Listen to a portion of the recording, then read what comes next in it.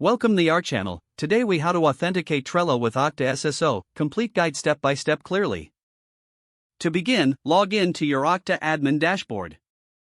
Navigate to the Applications section from the main menu. Click on the Add Application button. In the search bar, type Trello and select the Trello application from the results. On the Application Settings page, configure the general settings as needed. Next, scroll down to the Sign-On Options section. Choose SAML 2.0 as the sign-on method. You will now need to copy the default company domain and audience URI. Open a new tab and log in to your Trello account.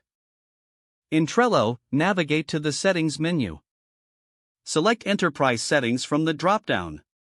Locate the SSO Configuration section.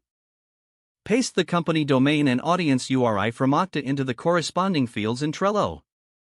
Return to your Okta admin dashboard. Download the Okta certificate by navigating to the Sign-On tab. Upload the Okta certificate to the Trello SSO configuration area. Make sure to save your changes in both Trello and Okta. Next, configure user assignments in Okta. Assign users or groups who should have access to Trello.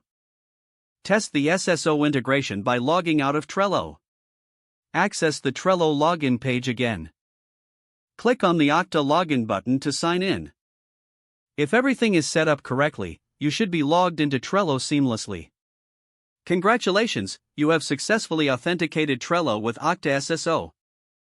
If the page does not load, refresh the browser or try again in a private or incognito window. Make sure you are using the correct email address, then retype it carefully to avoid small typos.